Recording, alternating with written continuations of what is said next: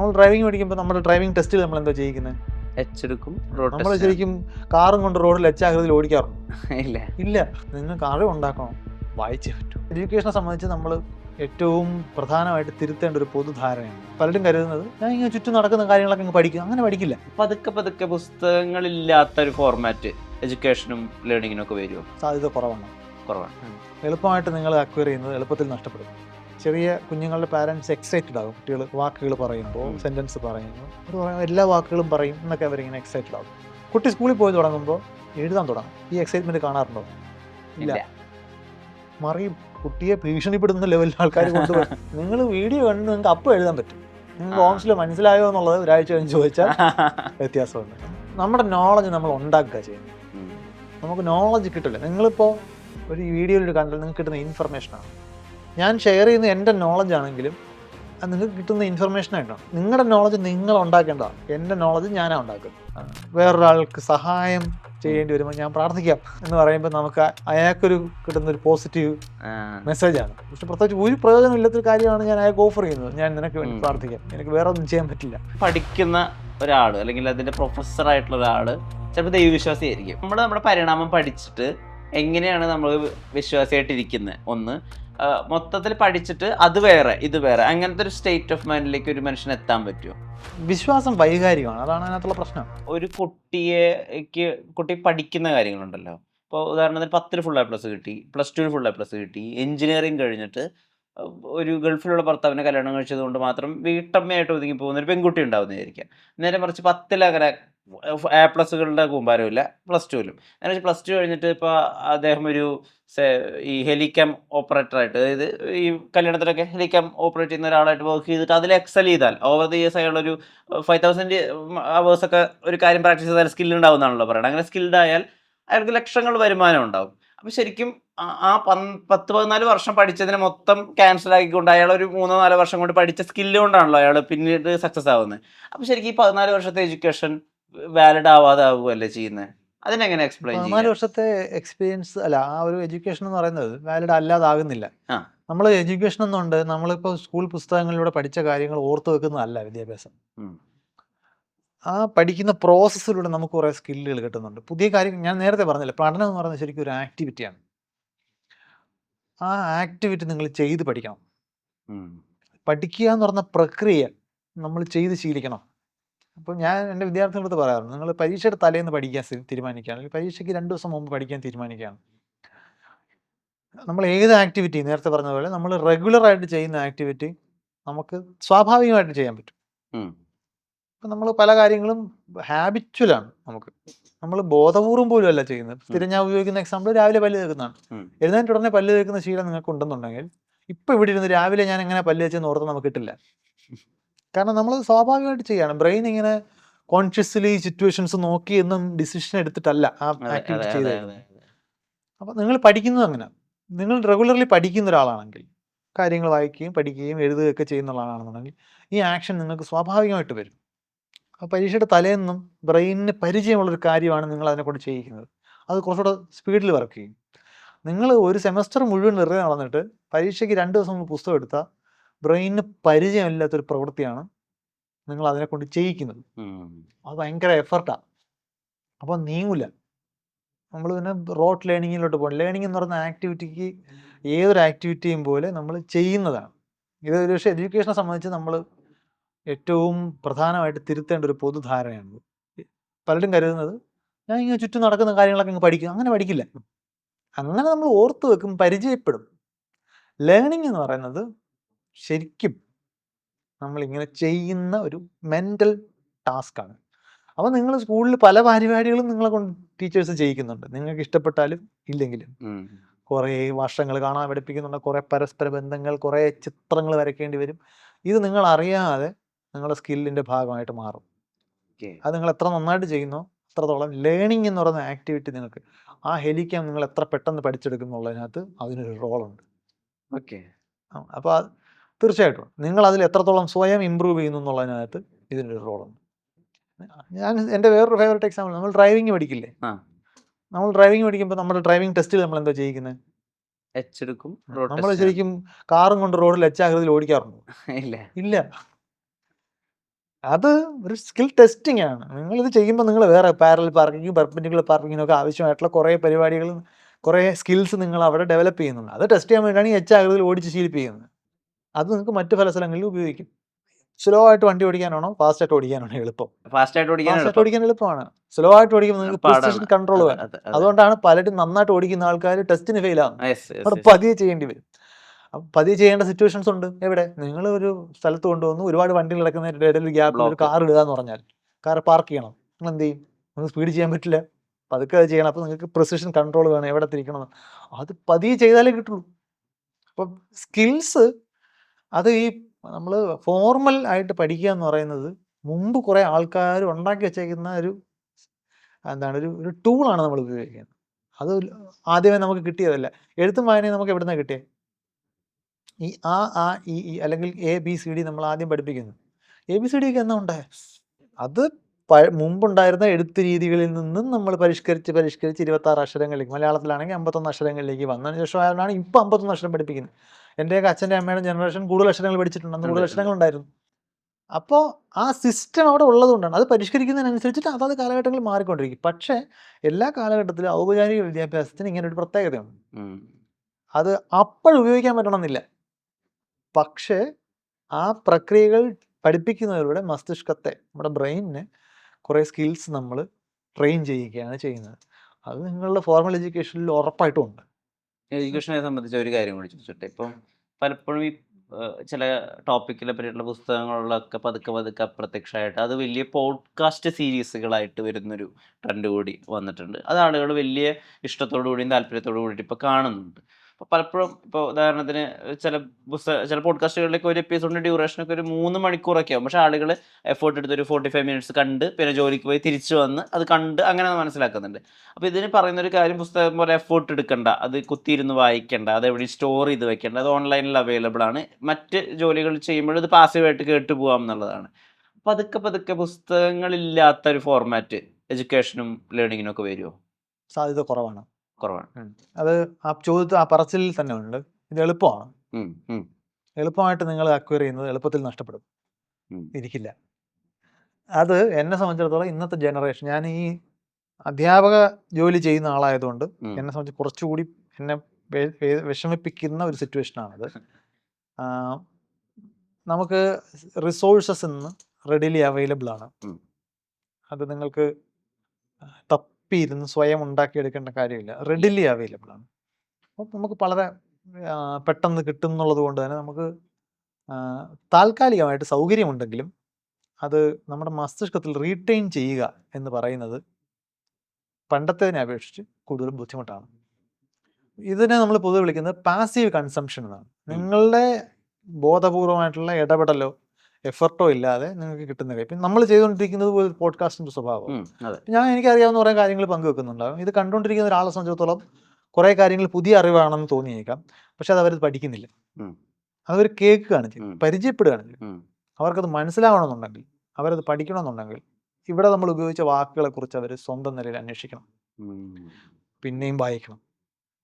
വായന എന്ന് പറയുന്നത് അത് നമ്മളിപ്പോൾ ചെറിയ കുട്ടികളുടെ വളർച്ച നമ്മൾ നോക്കിയാൽ തീരെ 1 വയസ്സൊക്കെ ആകുമ്പോൾ കുട്ടി സംസാരം പെട്ടെന്ന് നാച്ചുറലി വാക്കുകളൊക്കെ നമുക്ക് നന്നായിട്ട് ക്ലിയർ ആവുന്ന രീതിയിൽ സംസാരിച്ചു തുടങ്ങി നോക്കാം. അപ്പോൾ പാരൻസ് ശ്രദ്ധിച്ചിട്ടില്ലേ? ചെറിയ കുഞ്ഞുങ്ങളുടെ പാരൻസ് എക്സൈറ്റഡ് ആകും. കുട്ടികൾ വാക്കുകൾ പറയുമ്പോൾ, സെൻറ്റൻസ് പറയുമ്പോൾ അവർ പറയും എല്ലാ വാക്കുകളും പറയും എന്നൊക്കെ അവരിങ്ങനെ എക്സൈറ്റഡ് ആകും. കുട്ടി സ്കൂളിൽ പോയി തുടങ്ങുമ്പോൾ എഴുതാൻ തുടങ്ങും. ഈ എക്സൈറ്റ്മെൻറ്റ് കാണാറുണ്ടോ? ഇല്ല. മറിയും. കുട്ടിയെ ഭീഷണിപ്പെടുന്ന ലെവലിൽ ആൾക്കാർ കൊണ്ടുവരും. കാരണം കുട്ടി സംസാര ഭാഷ അക്വയർ ചെയ്യുന്നത് പോലെ സ്പീഡിൽ എഴുത്ത് ഭാഷ അക്വയർ ചെയ്യില്ല. എഴുത്ത് എന്ന് പറയുന്നത് നമ്മൾ മറ്റേതൊരു കാര്യവും പഠിക്കുന്നത് പോലെ ഒരു സ്കില്ലാണ്. അത് നാച്ചുറലി ഉള്ളതല്ല. നമ്മുടെ മസ്തിഷ്കത്തിന് സ്പീച്ച് എന്ന് പറയുന്ന സംഗതി, സംസാര ഭാഷ കേട്ട് മനസ്സിലാക്കുന്നതും സംസാരത്തിലൂടെ ഭാഷ ഉണ്ടാക്കുന്നതും അതിനു വേണ്ടി ഡെഡിക്കേറ്റഡ് ആയിട്ടുള്ള ഭാഗങ്ങളുണ്ട് മസ്തിഷ്കത്തിന്. ബ്രോക്കാസ് ഏരിയ, വാർണിക്കേസ് ഏരിയ എന്നൊക്കെ പറഞ്ഞ കുറേ ഏരിയകളുണ്ട്. എഴുത്ത് ഭാഷയ്ക്ക് അങ്ങനെ ഏരിയയില്ല. നിങ്ങൾ എഴുതുമ്പോൾ എഴുതുക, വായിക്കുക, 4 കമ്പോണൻസ് ആണ് ഭാഷയ്ക്കുള്ളത്. പറയുക, കേൾക്കുക, എഴുതുക, വായിക്കുക. പറയുക, കേൾക്കുക എന്നുള്ളത് നിങ്ങളെ പഠിപ്പിക്കേണ്ട, നിങ്ങൾ താനെ അക്വയർ ചെയ്യും. സ്പീച്ച് അക്വിസിഷൻ, ലാംഗ്വേജ് അക്വിസിഷൻ എന്ന് പറയും. എഴുത്തും വായന എന്ന് പറഞ്ഞാൽ നിങ്ങൾ കാഴ്ചയുമായും ചലനവുമായിട്ട് മോട്ടോർ സ്കിൽസുമായിട്ടൊക്കെ ബന്ധപ്പെട്ടുള്ള മസ്തിഷ്ക ഭാഗങ്ങൾ ഉപയോഗിച്ച് പഠിച്ചെടുക്കുന്ന ഒരു ടാസ്ക്കാണ്. എഫർട്ട് ഇട്ടാലേ അതുണ്ടാവുള്ളൂ. നാച്ചുറലി കുട്ടി അത് പഠിക്കില്ല. നമ്മൾ മെനക്കെട്ട് ട്രെയിൻ ചെയ്ത് ഇപ്പം നമ്മൾ മലയാളത്തിലേക്ക് അക്ഷരങ്ങൾ എഴുതുമ്പോഴേ നമ്മളിപ്പോൾ ചിലപ്പോൾ നാച്ചുറലി എഴുതുമായിരുന്നു. നിങ്ങൾ എഴുതി ശീലമുള്ള ആളല്ലെന്നെങ്കിൽ വരില്ല, മറന്നിട്ടുണ്ടാവും. നാച്ചുറലി എഴുതുമ്പോൾ നമ്മൾ ആ രൂപത്തൊന്ന് മാറി നോക്കിയാൽ ഭയങ്കര കോംപ്ലക്സ് ഷേപ്പാണ് പല അക്ഷരങ്ങളും. പക്ഷെ നമ്മൾ ശീലം കൊണ്ടാണ് അത് വരച്ച് ചെയ്യുന്നത്. അതുകൊണ്ടാണല്ലോ മലയാളം മറ്റാളുകൾക്ക് എഴുതാൻ പെട്ടെന്ന് പറ്റാത്തത്. നമ്മൾ ആ ഷേപ്പിന്റെ കോംപ്ലക്സിറ്റി ഉണ്ട് എല്ലാ വാക്കുകൾക്കും നമുക്ക് പരിചയം. പക്ഷേ നമുക്ക് എഴുതാനുള്ള സ്കില്ലുണ്ടെന്നുള്ളത് അങ്ങനെയാണെങ്കിൽ എല്ലാ ഭാഷ എഴുതാൻ പറ്റണ്ടേ? ഇല്ല, നമുക്ക് പരിചയമുള്ള സിമ്പിൾസേ നമുക്ക് എഴുതാൻ പറ്റുള്ളൂ. അതാണ് നമ്മൾ പഠിച്ചെടുത്തതുകൊണ്ടാണ്. ഇതിന്റെ ഗുണം എന്ന് പറഞ്ഞാൽ ഇത് ട്രാൻസ് ജനറേഷൻ. നിങ്ങൾ സംസാര ഭാഷ എന്ന് പറഞ്ഞാൽ അപ്പം തീർന്നു. നമ്മൾ തമ്മിലൊരു കാര്യം പറഞ്ഞു, ഞാൻ സംസാരിച്ചു തോന്നുന്നു, നിങ്ങൾ കേട്ട് കഴിഞ്ഞതോടുകൂടി അത് അവസാനിച്ചു. ഇന്ന് നമുക്ക് റെക്കോർഡ് ചെയ്യാൻ പറ്റും. ബട്ട് സ്റ്റിൽ ഇത് വളരെ അടുത്ത കാലത്ത് വന്നൊരു സാങ്കേതിക വിദ്യയാണല്ലോ റെക്കോർഡ് ചെയ്ത് വെക്കാൻ തോന്നുന്നു. മറ്റേ അങ്ങനെയില്ല, എഴുത്തങ്ങനെയല്ല. നിങ്ങൾ ആലോചിച്ചു, ഈ ഇലക്ട്രോണിക് സാങ്കേതിക വരുമ്പോൾ എഴുത്തെന്ന് പറഞ്ഞാൽ ജനറേഷനോളം നിൽക്കാൻ പോകുന്നതാണ്. ഇപ്പോൾ ഷേക്സ്പിയർ ഒരു നാടകം എഴുതുമ്പോൾ ഷേക്സ്പിയർ പ്രതീക്ഷിക്കുന്നുണ്ടാവും ഈ 400 വർഷങ്ങൾക്ക് ഇപ്പുറം മനുഷ്യർ അത് ഇന്നും കോളേജ് പഠിക്കുമെന്ന്. എന്തുകൊണ്ടാണ് സാധിക്കുന്നത്? അത് എഴുതി വെക്കാൻ പറ്റുന്നുണ്ട്. ഇത് ഇന്ന് നമ്മൾ നോക്കിയാൽ ലോകത്തെ അറിവിൻ്റെ ഭൂരിഭാഗവും റിട്ടൺ ഫോമിലാണ് ഉള്ളത്. കാരണം അതാണ് ഏറ്റവും സോളിഡായിട്ട് നമുക്ക് റെക്കോർഡ് ചെയ്യാൻ പറ്റുന്ന മെത്തേഡ്. അപ്പോൾ നിങ്ങൾക്ക് അറിവുണ്ടാക്കണം, വായിച്ചേ പറ്റൂ. അത് നമ്മൾ വായിക്കുമ്പോൾ നമ്മൾ കുറച്ച് മെൻ്റൽ എഫർട്ട് ഇടുന്നുണ്ട്. ഒരുപാട് പേര് നോവൽ വായിച്ചിട്ട് അതിൻ്റെ സിനിമ കാണുമ്പോൾ ആളുകൾക്ക് സിനിമ ഇഷ്ടപ്പെടില്ല. എന്തുകൊണ്ടാണ്? അവർ എഫർട്ട് ഇട്ടിട്ട് അവരുണ്ടാക്കുന്നൊരു മെൻ്റൽ പിക്ചറുണ്ട്, അത് മാച്ച് ആവില്ല. അവിടെ ഇരിക്കുന്നതായിരിക്കും ബെസ്റ്റ്. അവർക്ക് എപ്പോഴും അങ്ങനെ ആയിരിക്കും തോന്നുന്നത്. അപ്പോൾ ഈ effort it is always worth it. ആ എഫർട്ടാണ് നിങ്ങളുടെ മനസ്സിലേക്ക് ഇത് പതിക്കുന്നത്. നിങ്ങൾ പെട്ടെന്ന് കേട്ടപ്പോൾ ഒരുപാട് ഇന്നത്തെ ജനറേഷൻ എന്ന് പറഞ്ഞാൽ ഇത് വായിക്കാൻ പഠിച്ച ഒരു യൂട്യൂബ് വീഡിയോ കണ്ടാൽ പഠിക്കുന്നത്. അപ്പം കഴിയും, പെട്ടെന്ന് കിട്ടുന്നു, പെട്ടെന്ന് പോകും. നിങ്ങൾ കുറച്ച് സമയം എടുത്ത് വായിച്ച് എഴുതി സ്വന്തമായിട്ട് നോട്ട് എഴുതിയാണ് പഠിച്ചിട്ടുള്ളതെങ്കിൽ അത് കുറച്ച് കാലം കൂടെ നിങ്ങളുടെ മെമ്മറിയിൽ ബ്രെയിനിൽ റീറ്റെയിൻ ചെയ്യപ്പെടും. അപ്പോൾ അതുകൊണ്ട് അത് അപ്രസക്തമാകുമെന്ന് ഞാൻ കരുതുന്നതേ ഇല്ല. ഇൻഫാക്റ്റ് ഇപ്പോൾ സ്വീഡൻ പോലുള്ള രാജ്യങ്ങൾ അവരുടെ എഡ്യൂക്കേഷൻ സിസ്റ്റത്തിൽ നമ്മളൊക്കെ ചിന്തിക്കുന്നതിന് മുമ്പ് തന്നെ ഡിജിറ്റൽ സാങ്കേതിക വിദ്യ കൊണ്ടുവന്ന സ്ഥലങ്ങളാണ്. അവരിപ്പോൾ അത് തിരിച്ചു കൊണ്ടുവരുന്നു. പെൻസിലും ബുക്കും ഒക്കെ അവർ തിരിച്ചു കൊണ്ടുവരാണ്. എന്തുകൊണ്ടെന്ന് വെച്ചാൽ നിങ്ങൾ പെൻസിലും പേനയൊക്കെ വെച്ച് എഴുതുമ്പോൾ നിങ്ങളുടെ മൾട്ടിപ്പിൾ സെൻസസ് അവിടെ ഇൻവോൾവ് ആണ്. നിങ്ങൾ ടച്ചുണ്ട്, പേജിനൊരു മണമുണ്ട്, അതുൾപ്പെടെ അത് ചേർന്നാണ്. നിങ്ങൾക്ക് മൾട്ടിപ്പിൾ സെൻസസിലൂടെ ഒരു കാര്യം ബ്രെയിനിൽ കിട്ടിക്കഴിഞ്ഞാൽ അത് കൂടുതൽ സ്ട്രോങ് ആയിട്ട് അവിടെ നിൽക്കും. ഡിജിറ്റൽ എന്ന് പറഞ്ഞാൽ എല്ലാം അതുപോലെ ആയിരിക്കും. നിങ്ങൾ ഏത് നമ്പറും ഡിജിറ്റലിൽ ഒരുപോലെ ആയിരിക്കുന്നത് അല്ലേ? 10,000 20,000 ഒക്കെ ഒരുപോലെ. പക്ഷെ നിങ്ങളുടെ കയ്യിലിരിക്കുന്ന 10,000-ൻ്റെ നോട്ടും 20,000-ൻ്റെ നോട്ട് കിട്ടും ഇരുന്നാൽ ഇത് രണ്ടും തമ്മിൽ വെയിറ്റ് വ്യത്യാസമുണ്ട്. അങ്ങനെ പല രീതിയിൽ നമുക്ക് സെൻസ്. അതുകൊണ്ടാണ് ഗൂഗിൾ പേയിലൂടെ പൈസ പോകുന്ന അറിയാത്തത്. ക്യാഷ് പൈസ കയ്യിൽ നിൽക്കാൻ മാർഗമായിട്ട് പൈസ എടുത്ത് കയ്യിൽ വെക്കും എന്നൊക്കെ പറയുന്നത്. എന്തുകൊണ്ടെന്ന് വെച്ചാൽ നിങ്ങൾക്ക് ആ ലോസ് ഫീൽ ചെയ്യും. അതുപോലെ തന്നെയാണ് നിങ്ങൾ എഴുതി പഠിക്കുമ്പോൾ നിങ്ങൾ ആ കാര്യങ്ങൾ നിങ്ങളുടെ മനസ്സിൽ. അപ്പോൾ എനിക്കത് ഞാനിപ്പോൾ ഡിജിറ്റൽ യാത്രകൾക്കിടയിൽ പുസ്തകമൊക്കെ കൊണ്ടുപോകാമെന്ന് പറഞ്ഞാൽ പണ്ടത്തേക്കാളും എളുപ്പമാണ്. പുസ്തകങ്ങൾ PDF ആയിട്ട് നമുക്ക് സേവ് ചെയ്ത് വെക്കാം. പക്ഷെ പ്രശ്നം എന്ന് പറഞ്ഞാൽ പുസ്തകം ഫിസിക്കലി വായിക്കുന്ന സമയത്ത് പുസ്തകം ആരെഴുതിയതാണ്, ഓതർ, ഇതൊക്കെ കുറച്ചുകൂടെ ക്ലിയർ ആണ്. കാരണം കവർ പേജ് നമ്മൾ പലതവണ കാണും ഈ പുസ്തകം കയ്യിൽ വെച്ച് വായിക്കുന്നതിനിടയിൽ. ഈ PDF വായിക്കുമ്പോൾ നിങ്ങൾ കവർ പേജ് കാണുമോ? ഇല്ല. അപ്പോൾ സ്വാഭാവികമായിട്ടും എനിക്ക് ഓതേഴ്സിനെ മാറിപ്പോവും, പുസ്തകം എഴുതിയ ഓതർ ആരാണെന്ന് മാറിപ്പോവും. അതുപോലെ PDF വായിക്കുമ്പോൾ മറ്റൊരു കാര്യം എന്താ വെച്ചാൽ ഈ പുസ്തകത്തെ പറ്റിയിട്ടൊക്കെ പ്രകീർത്തിച്ചിട്ട് ആളുകൾ എഴുതിയിട്ടുണ്ടാവില്ല, അവരുടെ ചെറിയ റിവ്യൂ പോലെ, അതൊന്നും കിട്ടില്ല നമുക്ക്. അങ്ങനെ ഒരുപാട് കാര്യങ്ങൾ അതിൽ മൾട്ടിപ്പിൾ സെൻസസ് ഇൻവോൾവ് ആകുക എന്ന് പറഞ്ഞാൽ ആ ചോദ്യത്തിന് അത്ര ഇമ്പോർട്ടൻസ് ഉണ്ടെന്ന് ഞാൻ പറയാൻ കാരണം അതാണ്. എഴുത്ത് എന്ന് പറയുന്ന സംഗതി വെറും ഒരു എഴുതാനുള്ള അല്ലെങ്കിൽ ഒരു കാര്യം എഴുതി വരച്ച് വെക്കാനുള്ള സൗകര്യം മാത്രമായിട്ടല്ല, അല്ലെങ്കിൽ അസൗകര്യം മാത്രമായിട്ടല്ല അതിനെ കാണേണ്ടത്. അതൊരു ബ്രെയിൻ എക്സർസൈസാണ്. നിങ്ങളുടെ ഇൻ്റലിജൻസ് എത്രത്തോളം നന്നായിട്ട് വർക്ക് ചെയ്യുന്നു എന്നുള്ളത് നിങ്ങളുടെ ഫാസ്റ്റ്നെസ്സിനെ ഉൾപ്പെടെ നിങ്ങളുടെ എഴുത്ത് സ്വാധീനിക്കും. പക്ഷെ ഞാൻ വേറൊരു കാര്യം കൂടി ചോദിച്ചത്, ഇപ്പോൾ വീഡിയോകളൊക്കെ കണ്ടിട്ട് ഇതുമായിട്ട് ബന്ധമല്ല, പക്ഷെ ഇതുമായിട്ട് ചേർന്ന് പോവുക. ഇപ്പോൾ വീഡിയോകൾ കണ്ടിട്ട് പല തിയറികളൊക്കെ മനസ്സിലാക്കുന്ന കുട്ടികളുണ്ടല്ലോ. ഇപ്പോൾ ഓംസ് ലോ അല്ലെങ്കിൽ ഗോസ്റ്റ് തിയറി ഒക്കെ മനസ്സിലാക്കണമെങ്കിൽ പെട്ടെന്ന് വാട്ട് ഈസ് ഗോസ്റ്റ് തിയറി എന്ന് യൂട്യൂബിൽ അടിക്കുന്നു, അപ്പോൾ അതിൻ്റെ ഒരു ഷോർട്സ് വരുന്നു, അത് കണ്ടിട്ട് അപ്പോൾ തന്നെ കണ്ടുപോയി പരീക്ഷ എഴുതുന്ന കുട്ടികളൊക്കെ ഉണ്ടല്ലോ. അപ്പോൾ ശരിക്ക് ഒരു പഠനോപകരണം എന്നുള്ള രീതിയിൽ ഈ വീഡിയോ അല്ലേ കുറച്ചുകൂടി ക്വിക്കായിട്ട് പുസ്തകത്തെ വെച്ച് വർക്കാവുന്നത്?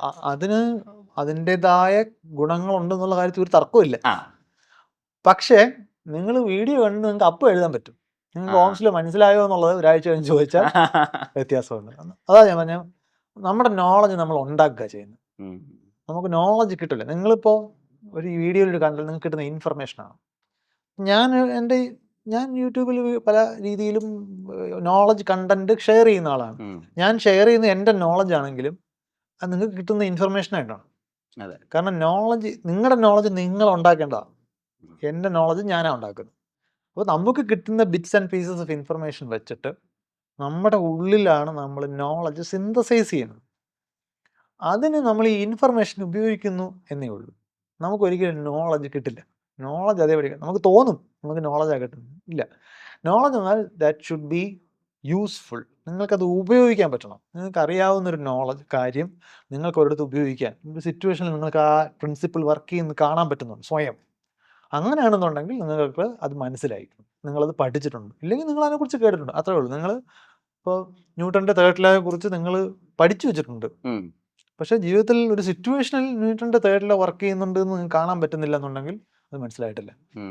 അത് നിങ്ങൾ തന്നെ ആലോചിച്ച് പഠിച്ചെടുത്താലേ ആ നോളജ് ആവുള്ളൂ.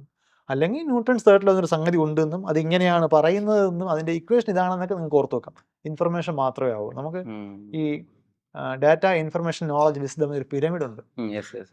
വെറും വസ്തുതകളിൽ നിന്ന് നമ്മൾ ഇൻഫർമേഷൻ മനസ്സിലാക്കും, ഇൻഫർമേഷനിൽ നിന്ന് നോളജ് വിസ്ഡവും. ആ ഒരു സംഗതി അവിടെ ഉണ്ട്. നമ്മൾ പലപ്പോഴും ഈ ഡേറ്റ വെച്ചിട്ടാണ് ഇത് അറിവാണെന്ന് വിചാരിക്കുന്നത്. അല്ല, ഡാറ്റ അറിവല്ല. ഇപ്പോൾ ഒരാള് നമ്മളൊക്കെ ഇപ്പോൾ മനസ്സിലാക്കേണ്ടത്, അല്ലെങ്കിൽ നമ്മളിപ്പോൾ എവിടെ എത്തി നിൽക്കുന്നു, നമ്മൾ ഇനി എങ്ങോട്ടേക്ക് പോകാൻ പറ്റുന്നു എന്നൊക്കെ അറിയാൻ പറ്റാവുന്ന ഒരു മറ്റൊരു ചിന്താ ഉപകരണം കൂടെയാണല്ലോ ഈ ഇവല്യൂഷൻ പഠിക്കുക എന്നുള്ളത്. ഇപ്പോൾ ഹ്യൂമൻ ഇവല്യൂഷൻ പഠിക്കുന്ന ഒരാൾ, അല്ലെങ്കിൽ അതിൻ്റെ പ്രൊഫസറായിട്ടുള്ള ഒരാൾ ചിലപ്പോൾ ദൈവവിശ്വാസിയായിരിക്കും. അത് ഇപ്പോൾ നമ്മുടെ പരിണാമം പഠിച്ചിട്ട് എങ്ങനെയാണ് നമ്മൾ വിശ്വാസിയായിട്ടിരിക്കുന്നത്, ഒന്ന് മൊത്തത്തിൽ പഠിച്ചിട്ട് അത് വേറെ ഇത് വേറെ, അങ്ങനത്തെ ഒരു സ്റ്റേറ്റ് ഓഫ് മൈൻഡിലേക്ക് ഒരു മനുഷ്യന് എത്താൻ പറ്റുമോ?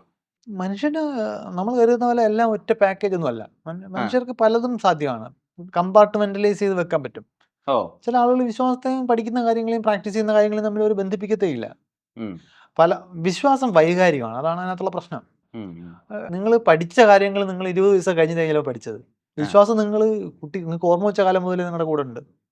മാത്രമല്ല, നിങ്ങൾക്ക് ചുറ്റുമുള്ള ആൾക്കാരൊക്കെ അതുമായിട്ട് കണക്ട് ആയിരിക്കും. നിങ്ങൾക്ക് പ്രിയപ്പെട്ട ആളുകൾ അതിലായിരിക്കും ജീവിക്കുന്നത്. അപ്പോൾ സ്വാഭാവികമായിട്ടും അതിനൊരു വൈകാരിക എലമെൻ്റ് ഉണ്ട്. അതിനകത്ത് നോസ്റ്റാൾജിയ വർക്ക് ചെയ്യും, മനുഷ്യരുമായിട്ടുള്ള വ്യക്തിബന്ധങ്ങൾ വർക്ക് ചെയ്യും. അമ്മയുടെ അമ്മയുടെ വിശ്വാസം ആയതുകൊണ്ട് മാത്രം എനിക്കും പ്രിയപ്പെട്ട വിശ്വാസമായിരിക്കും. മതവിശ്വാസികളായിട്ടുള്ള ഭൂരിഭാഗം ആളുകളുടെയും മതം അവരുടെ പ്രിയപ്പെട്ട മതമാകുന്നത് അച്ഛൻ്റെ അമ്മയുടെ മതം ആയതുകൊണ്ടാണ്. അല്ലാതെ ആരാണ് വളർന്ന് കുറച്ച് വലുതായതിനു ശേഷം നല്ല മതം നോക്കി എടുത്തേക്കുന്നത്? അല്ല, അങ്ങനെ സംഭവിക്കുന്നത് അതൊക്കെ വളരെ അപൂർവമായിട്ട് സംഭവിക്കുന്ന കാര്യങ്ങൾ. നോർമലി എല്ലാവരും ശരിക്കും വൈകാരികമായിട്ടുള്ള കാരണങ്ങൾ കൊണ്ടാണ് ആളുകൾ മതവിശ്വാസങ്ങളിലും മറ്റ് വിശ്വാസ പ്രമാണങ്ങളിലുമൊക്കെ ചെന്ന് ഇങ്ങനെ ക്ലിങ് ചെയ്യുന്നത്. അപ്പം അത് വൈകാരികമായതുകൊണ്ട് തന്നെ അവരതിനെ ഉപദ്രവിക്കില്ല. അതിനവിടെ മാറ്റി വെച്ചിട്ട് ബാക്കി പഠിക്കുന്ന കാര്യങ്ങൾ ഉപയോഗിച്ചു. എന്നീ പറഞ്ഞതാണ്, നമുക്ക് കിട്ടുന്ന അറിവ് നമുക്ക് ഒരിടത്ത് ഉപയോഗിക്കാൻ പറ്റണം. ഈ അറിവിനെ എൻ്റെ ഒരു ഫേവറേറ്റ് ഉപമ പറഞ്ഞാൽ അറിവിനെ ടോർച്ച് ലൈറ്റുമായിട്ട് ഉപമിക്കുക എന്നുള്ളതാണ്. ടോർച്ച് ലൈറ്റ് ഉണ്ടെന്നുള്ളതുകൊണ്ട് മാത്രം ഇരുട്ട് മാറൂല. നമ്മൾ ആ ഇരുട്ടത്തൊട്ട് അടിക്കണം. നമുക്ക് പ്രിയപ്പെട്ട ശാസ്ത്രം തട്ടിയാൽ പൊളിഞ്ഞു പോകുന്ന വിശ്വാസങ്ങൾ ഒരു മൂലയിൽ വെച്ചിട്ട് സയൻസ് അങ്ങോട്ട് അടിക്കണ്ടെന്ന് തീരുമാനിച്ചു കഴിഞ്ഞാൽ നിങ്ങൾക്ക് ബാക്കി, ഇപ്പം നിങ്ങൾ റോക്കറ്റ് സയൻറ്റിസ്റ്റ് ആണെങ്കിൽ റോക്കറ്റ് ഉണ്ടാക്കുന്നിടത്തേക്ക് മാത്രം ഈ ടോർച്ച് അടിക്കുന്നു. നിങ്ങൾ പ്രപഞ്ചത്തിൻ്റെ അല്ലെങ്കിൽ നിങ്ങളുടെ പേഴ്സണൽ ഇൻസെക്യൂരിറ്റീസിനെ അഡ്രസ്സ് ചെയ്യുന്ന ഭാഗത്തേക്ക് നിങ്ങളിത് അടിക്കുന്നില്ല എന്ന് നിങ്ങൾ വിശ്വാസത്തെ മാറ്റി നിർത്തിയിട്ട് ലോജിക്കലായിട്ട് ജീവിതത്തിലെ പ്രശ്നങ്ങളെ നോക്കാൻ തുടങ്ങിയാൽ ചിലയിടങ്ങളിൽ നിങ്ങൾ വളരെ സ്ട്രെസ്ഡ് ആയിരിക്കും. കാരണം ഉത്തരവാദിത്വം അവനവന് തന്നെയാണെന്നുള്ള ബോധ്യം സുഖമുള്ളൊരു കാര്യമല്ല. വേറൊരാളിൽ ഉത്തരവാദിത്വം വെക്കുന്നത് സൈക്കോളജിക്കലി ഭയങ്കര റിലീഫാണ്. ശരിയാണ്. എൻ്റെ ആരോഗ്യം, ഞാൻ വെള്ളം അടിച്ച് സ്ഥിരം അതിൽ നിന്ന് കിട്ടുന്ന പ്ലഷറിന് വേണ്ടി ഞാൻ സ്ഥിരം മദ്യപിക്കുന്നു, എനിക്ക് ലിവർ ഇഷ്യൂസ് വരുന്നു. എൻ്റെ ഉത്തരവാദിത്വമാണെന്ന് ഏറ്റെടുക്കുമ്പോൾ വരുന്നൊരു കുറ്റബോധമോ ഒക്കെ ഉണ്ടല്ലോ. ഇല്ല, അത് ദൈവം എനിക്ക് ഇത്ര ചെറുപ്പത്തിലെ ലിവർ സിറോസിസ് തന്നു എന്ന് പറയുമ്പോൾ കിട്ടുന്ന ഒരു റിലീഫ് ഉണ്ടല്ലോ. എന്നിട്ട് നമ്മൾ അവിടെ കൊണ്ടുവന്ന് അതിലേക്ക് വിശ്വാസം അർപ്പിക്കും. ഇതിനകത്ത് ഒരുപാട് വിശ്വാസം ഇത്രയും കാലം മനുഷ്യർക്ക് ഇപ്പോഴും നിലനിൽക്കുന്നത് അങ്ങനെ ആരെങ്കിലും മനഃപൂർവ്വം വിശ്വാസം നിലനിർത്താൻ ശ്രമിച്ചോണ്ടല്ലോ. ഇങ്ങനെയുള്ള കുറെ കംഫർട്ട് അതിനകത്തുണ്ട്. അതിന്റെ ഫ്ലിപ്പ് സൈഡ് എന്ന് പറയുന്നത്, നിങ്ങൾ അതിലേക്ക് വെക്കുമ്പോൾ നിങ്ങളുടെ കൺട്രോളിൽ നിങ്ങൾ മാറും. അപ്പോൾ നിങ്ങൾ അറിഞ്ഞ് പ്രവർത്തിക്കുക എന്ന് പറയുന്ന ടാക്ടിക്സ് നിങ്ങൾക്ക് പറ്റില്ല. ഇപ്പം നിങ്ങളിപ്പോൾ നിങ്ങൾക്കറിയാം നിങ്ങളുടെ മദ്യപാനമോ അല്ലെങ്കിൽ ചെയിൻ സ്മോക്കറായ ഒരാൾക്ക് സ്മോക്കിങ്ങിൻ്റെ എഫക്റ്റ് എന്താണെന്ന് അറിയാം. അയാൾക്കത് അറിഞ്ഞ് ആ അറിവ് ഉപയോഗിക്കാൻ കഴിയുമെന്നുണ്ടെങ്കിൽ അയാളത് കൺട്രോൾ ചെയ്യും. മറിച്ച് പോട്ടെ പോകുന്നവരെ പോട്ടെ എന്നുള്ളതെങ്കിൽ അയാൾ അറിവ് പിന്നിലേക്ക് മാറിയിട്ട് പ്ലഷർ കയറി വരികയാണ് ചെയ്യുന്നത്. പ്ലഷറിനോടുള്ള ആ ഒരു ക്രേവിങ് മുമ്പ് കയറി വരും. അപ്പോൾ പ്രവർത്തിക്കുന്നത് എന്താ? അപ്പോൾ എല്ലായിടത്തും നമ്മൾ ഫിനാൻഷ്യൽ ഡിസിഷൻസ് എടുത്ത് നോക്കും. നമ്മൾ ക്രെഡിറ്റ് കാർഡ് എടുത്ത് ഇങ്ങനെ റോൾ ചെയ്തുകൊണ്ടിരിക്കുകയാണ്. എന്താ സംഭവിക്കുന്നത്? താൽക്കാലികമായിട്ടുള്ള പ്ലഷറാണ്. നമ്മൾ മുമ്പോട്ട് ആലോചിക്കുന്നില്ല. അപ്പോൾ ഈ മനുഷ്യരുടെ തീരുമാനമെടുക്കലുകളിലെല്ലാം തന്നെ ഇത്തരത്തിലുള്ള വൈകാരികതകളും ലോജിക്കും സാധ്യമാണ്. വൈകാരികത എന്ന് പറഞ്ഞാൽ നമുക്ക് പെട്ടെന്നുള്ള നമ്മുടെ സുഹൃത്തുക്കളെ ഒരു കമ്പനിക്ക് വിളിക്കുക, ഓക്കെ, നമുക്ക് സുഹൃത്തിനോടുള്ള അടുപ്പം, നമ്മൾ ആ ടുഗദർനെസ്സിനുള്ള രസം, അതിലൊക്കെയാണ് നമ്മൾ ഫോക്കസ് ചെയ്യുന്നുണ്ടെങ്കിൽ വികാരം മുന്നിൽ നിൽക്കും. അപ്പോൾ നമ്മുടെ പേഴ്സണൽ ഇൻസെക്യൂരിറ്റീസ്, ഈ പറഞ്ഞ ഉത്തരവാദിത്വ ബോധം ഏറ്റെടുക്കേണ്ടി വരിക, വേറൊരാൾക്ക് സഹായം ചെയ്യേണ്ടി വരുമ്പോൾ ഞാൻ പ്രാർത്ഥിക്കാം എന്ന് പറയുമ്പോൾ നമുക്ക് അയാൾക്കൊരു കിട്ടുന്നൊരു പോസിറ്റീവ് മെസ്സേജാണ്. അവൻ എൻ്റെ പക്ഷെ പ്രത്യേകിച്ച് ഒരു പ്രയോജനമില്ലാത്തൊരു കാര്യമാണ് ഞാൻ അയാൾക്ക് ഓഫർ ചെയ്യുന്നത്. ഞാൻ നിനക്ക് വേണ്ടി പ്രാർത്ഥിക്കാം, എനിക്ക് വേറെ ഒന്നും ചെയ്യാൻ പറ്റില്ല. അപ്പം അങ്ങനെ കുറേ സൈക്കോളജിക്കൽ ഫങ്ഷൻസ് എളുപ്പ വഴികളായിട്ട് അവിടെ പ്രവർത്തിക്കുന്നുണ്ട്. അതുകൊണ്ടാണ് ആളുകൾ ആ സംഗതി പ്രിസർവ് ചെയ്തുകൊണ്ട് സയൻസ് ബാക്കി പ്രദേശങ്ങളിൽ വർക്ക് ചെയ്യുന്നുണ്ടെങ്കിൽ. പക്ഷേ നിങ്ങളിപ്പോൾ ഒരു കോടതി ചെന്നിട്ടൊരു എനിക്ക് പ്രിയപ്പെട്ട ഒരാളുടെ കൊലപാതക കേസാണെന്ന് വെച്ചു, അവിടെ വന്ന് പ്രതി വാദിക്കുകയാണ്, ഞാനല്ല അവിടെ ഒരു ആത്മാവ് വന്ന് ചെയ്തിട്ട് പോയതാണെന്ന് വാദിച്ചാൽ ആ സമയത്ത് ഞാൻ കനത്ത യുക്തിവാദിയായിരിക്കും. ആത്മാവിൽ വിശ്വസിക്കുന്ന ആളാവില്ല. പക്ഷെ പല ഉയർന്ന പോലീസ് ഉദ്യോഗസ്ഥരും റിട്ടയർഡ് ആയിട്ടുള്ള പോലീസ് ഉദ്യോഗസ്ഥരൊക്കെ ആത്മാവ് എന്ന് സാക്ഷി പറഞ്ഞു. അങ്ങനത്തെ പങ്ക്തികളുണ്ട് CBIയുടെ കേസ് ഡയറികളിൽ. മറ്റേ ജഡ്ജ് പേന താഴ്ത്തിയിട്ടപ്പോൾ വന്ന് കേസ് തെളിയിച്ചു എന്നൊക്കെ പറയുന്ന. അപ്പം അത് ഈ പറഞ്ഞ പോലെ ഒട്ടും സയന്റിഫിക് അല്ലാത്ത കാര്യങ്ങൾ എക്സ്പ്ലെയിൻ ചെയ്യാൻ ഒരു ജനറേഷൻ പഠിപ്പിക്കുകയാണ്. അങ്ങനെ തോന്നിയിട്ടുണ്ടോ പേഴ്സണലി? തീർച്ചയായിട്ടും. ഒന്നുകിൽ അവർക്ക് മറ്റുദ്ദേശങ്ങളുണ്ട്, അവരതിൽ വിശ്വസിക്കുന്നില്ല, അല്ലെങ്കിൽ ആത്മാർത്ഥമായിട്ട് അവരതിൽ വിശ്വസിച്ചിട്ട് പറയുന്ന നമുക്കത് തിരിച്ചറിയാൻ പറ്റില്ല. ഒരാളുടെ ബ്രെയിനിൽ എന്തായിരിക്കുന്നത് നമുക്കറിയാൻ മാർഗ്ഗമില്ല. പക്ഷെ രണ്ടും ഉണ്ടാകാം. ചില ആളുകൾ ആത്മാർത്ഥമായിട്ട് നിങ്ങൾക്ക് വിശ്വസിക്കുന്നുണ്ടാവും. ഇപ്പോൾ നമ്മുടെ ശ്രീനിവാസ രാമാനുജൻ കരുതിയിരുന്ന അദ്ദേഹത്തിന് ദേവത വന്നാണ് ആ മാത്തമാറ്റിക്സ് ഒക്കെ പറഞ്ഞു കൊടുത്തതാണ്. പക്ഷെ അദ്ദേഹത്തിൻ്റെ അൺകോൺഷ്യസ് ആയിട്ടുള്ള അദ്ദേഹത്തിൻ്റെ ഇൻ്റലക്ച്വൽ ആക്ടിവിറ്റി തന്നെയാണത്. അതൊന്നും അസാധ്യമൊന്നുമല്ല. പക്ഷെ അതങ്ങനെ കോമൺ അല്ല എന്നേ ഉള്ളൂ. അപ്പം ചിലപ്പോൾ ഒരു ഐഡിയ ഒരു ഇൻവെസ്റ്റിഗേറ്റിംഗ് ഓഫീസർക്ക് ചിലപ്പോൾ കിട്ടിക്കാണും. അദ്ദേഹം കരുതിയത് ഏതെങ്കിലും ഒരു അതീന്ദ്രിയ ശക്തി വന്ന് അദ്ദേഹത്തിന് കൊടുത്തു എന്നായിരിക്കും. പക്ഷേ അത് അദ്ദേഹത്തിൻ്റെ തന്നെ ബ്രെയിൻ സിന്തസൈസ് ചെയ്തതാകാം. കാരണം നമ്മൾക്ക് ബോധതലത്തിൽ അബോധതലത്തിൽ നമ്മൾ ഒരുപാട് ഇൻഫർമേഷൻ അകത്തേക്ക് എടുക്കണം. നമ്മൾ ഇതിലൂടെ സംസാരിച്ചുകൊണ്ടിരിക്കുമ്പോൾ നമുക്ക് ചുറ്റും ഒരുപാട് ആളുകളുണ്ട്, ഒരുപാട് ഉപകരണങ്ങൾ ഇരിപ്പുണ്ട്, ഒരുപാട് തരം ശബ്ദങ്ങളുണ്ട്. കുറച്ച് നേരം നമ്മുടെ ബ്രെയിൻ, ഇപ്പം നമ്മൾ അങ്ങോട്ടും ഇങ്ങോട്ടും ശ്രദ്ധിക്കുക, നമ്മൾ ബ്രെയിൻ ഒന്ന് മാറ്റിക്കഴിഞ്ഞാൽ നമുക്ക് മറ്റു പല ശബ്ദങ്ങളും കേൾക്കാം. ഇത്ര നേരം നമ്മൾ ആ ശബ്ദം അവിടെ ഉള്ളപ്പോഴും കേൾക്കുന്നില്ല. അറ്റൻഷൻ എന്ന സംഗതിയുണ്ട്. അപ്പോൾ നമ്മൾ അറിയാതെ ഇതൊക്കെ ബ്രെയിനിൽ വീഴുന്നുണ്ട്. അപ്പോൾ അങ്ങനെ അതിൻ്റെയൊക്കെ അടിസ്ഥാനത്തിൽ നമുക്ക് പല ഐഡിയകളും വരാം. പക്ഷെ നമ്മളിപ്പം തീരുമാനിക്കുകയാണ് ഇതൊരു ആത്മാവ് എന്ന് പറഞ്ഞു എന്നാണ് തീരുമാനിച്ചു കഴിഞ്ഞാൽ എനിക്ക് ആത്മാർത്ഥത്തോടെ അങ്ങ് വിശ്വസിക്കാം. ഈ അടുത്ത് തന്നെ നമ്മൾ എവല്യൂഷനെ സംസാരിക്കുമ്പോൾ ഇപ്പോൾ NCERTയിൽ നിന്ന് ഹ്യൂമൻ എവല്യൂഷൻ ഒന്ന് എടുത്തു കളയാൻ വേണ്ടി ചെറിയൊരു നീക്കം ഉണ്ടായിരുന്നു. അപ്പോൾ തന്നെ അത് മാറുകയും ചെയ്തു. അപ്പോൾ അങ്ങനത്തെ കാര്യങ്ങൾക്ക് കുറച്ചുകൂടി ഫോക്കസ് കൊടുക്കുക. അല്ലെങ്കിൽ ഇപ്പോൾ എന്താ പറയുക, എല്ലാ പുരാണങ്ങളിലുണ്ടായിരുന്ന ശാസ്ത്രത്തിൽ ഇപ്പോൾ ഉള്ള എല്ലാ കാര്യങ്ങൾക്കും ഒരു അനലോജി പോലെ പുരാണങ്ങളിൽ അതുണ്ടായിരുന്നു. ഇപ്പോൾ അതിനെപ്പറ്റി സാർ മുമ്പ് ഒരു വീഡിയോ തന്നെ ചെയ്തിട്ടുണ്ട്. അപ്പോൾ ഇപ്പോൾ എയറോപ്ലെയിൻ, പുഷ്പക വിമാനം, അങ്ങനെ ഓരോ കാര്യങ്ങൾക്ക് അത് പണ്ടേ ഉണ്ടായിരുന്നു എന്ന് പറയുക. ഇതൊക്കെ ശരിക്കും എന്താണ് സൂചിപ്പിക്കുന്നത്? അത് ശരിക്കും നമ്മുടെ സമൂഹത്തിനെ എങ്ങനെയാണ് അത് ഇൻഫ്ലുവൻസ് ചെയ്യാൻ? അതിൻ്റെ സൂചന എന്ന് പറയുന്നത് നമുക്ക് ഈ അറിവൊന്നും മനസ്സിലായിട്ടില്ല എന്നുള്ളതാണ്. ഇപ്പം നിങ്ങൾ 5000 വർഷം മുമ്പ് ലൈവ് ടെലികാസ്റ്റ് ഉണ്ടായിരുന്നു എന്ന് ഒരാൾ ആത്മാർത്ഥത്തോടെ വിശ്വസിക്കുന്നുണ്ടെങ്കിൽ, ഒരു ലൈവ് ടെലികാസ്റ്റ് എന്ന് പറയുന്ന സാങ്കേതികതയെക്കുറിച്ച് ABCD പോലും ആ വ്യക്തിക്ക് അറിയില്ല എന്നാണ് എൻ്റെ അർത്ഥം. ലൈവ് ടെലികാസ്റ്റ് ഉണ്ടാവണമെങ്കിൽ എന്തൊക്കെ വേണം? ലൈവ് ടെലികാസ്റ്റ് വേണമെന്നുണ്ടെങ്കിൽ നിങ്ങൾക്ക് ഓഡിയോയും വീഡിയോയും ക്യാപ്ചർ ചെയ്യാൻ പറ്റും. അതിന് ക്യാമറ വേണം, മൈക്രോഫോൺ വേണം. മൈക്രോഫോൺ ഇതിനൊക്കെ മുമ്പ് ഇലക്ട്രിസിറ്റി വേണം. ഓക്കെ, ഈ ക്യാമറ ലൈവ് ടെലികാസ്റ്റ് ചെയ്യണമെന്നുണ്ടെങ്കിൽ ഇതിനെ ട്രാൻസ്മിറ്റ് ചെയ്യാൻ പറ്റണം. അതിന് സിഗ്നൽ പ്രോസസ്സിങ് വേണം, അതിന് ആംപ്ലിഫയർ വേണം, ട്രാൻസ്മിറ്റർ വേണം. നിങ്ങളിനി വയർലെസ് ട്രാൻസ്മിഷൻ അല്ല ആണെന്നുണ്ടെങ്കിൽ ഒപ്റ്റിക്കൽ ഫൈബറോ വയറിങ്ങോ അങ്ങനെ എന്തെങ്കിലും വേണം. അപ്പോൾ നിങ്ങൾക്ക് ഇത്രയും സാധനങ്ങൾ അവശേഷിപ്പിക്കാതെ ഇത് ചെയ്യാൻ പറ്റില്ല. അപ്പം 2000 കൊല്ലം അല്ലെങ്കിൽ 5000 കൊല്ലം മുമ്പ് ഒരു സ്ഥലത്ത് ആളുകൾ ഇതൊക്കെ ഉപയോഗിച്ചതെന്നുണ്ടെങ്കിൽ നിങ്ങൾക്ക് വയറ് കിട്ടും, സാറ്റലൈറ്റ്സ് കിട്ടും, ബൾബ് കിട്ടും. പക്ഷെ അതൊന്നുമില്ല. അപ്പോൾ അതല്ല, ഇതൊന്നും ഇല്ലാതെ ഇതെന്തോ നമുക്ക് സങ്കല്പിക്കാം. ഇവിടെ നടക്കുന്ന കാര്യങ്ങൾ തത്സമയം വേറൊരു സ്ഥലത്തിരിക്കുന്ന ആളിനെ കാണാൻ പറ്റുമെന്ന് സങ്കല്പിക്കാം. അത് ഭാവനയാണ്. മനുഷ്യന്റെ വളരെ പ്രധാനപ്പെട്ട ഒരു ശേഷിയാണ് ഭാവന എന്ന് പറയുന്നത്. ആ ഭാവനയും ഒരു സംഗതി റിയലി മെറ്റീരിയലൈസ് ചെയ്യുന്നതും തമ്മിലുള്ള വ്യത്യാസം എന്ന് പറഞ്ഞാൽ ഭയങ്കര വലിയ വ്യത്യാസമാണ്. ആ വ്യത്യാസം മനസ്സിലായിട്ടില്ല എന്നുണ്ടെങ്കിൽ പഠിച്ച കാര്യങ്ങളെ കുറിച്ചൊന്നും യാതൊരു ധാരണയില്ലാതെന്നും വിദ്യാഭ്യാസം അപ്പാടെ വേസ്റ്റായി പോയി എന്നാണ് അതിൻ്റെ അർത്ഥം. അതാണ് അവിടുത്തെ പ്രശ്നം. അല്ല ഇപ്പൊ ഉദാഹരണത്തിന് ഇപ്പൊ രാമായണം എന്ന് പറഞ്ഞൊരു സിനിമ വരുന്നുണ്ട്. അപ്പൊ അതിനകത്ത് തന്നെ അവർ സ്റ്റോറി എന്നാണ് അതിന് അവർ കൊടുത്തിട്ടുള്ള സബ് ടെക്സ്റ്റ്. അതായത് നമ്മുടെ കഥ എന്നുള്ളതാണ്. അപ്പൊ ഈ നമ്മുടെ കഥയിൽ പുഷ്പവിമാനം വരും.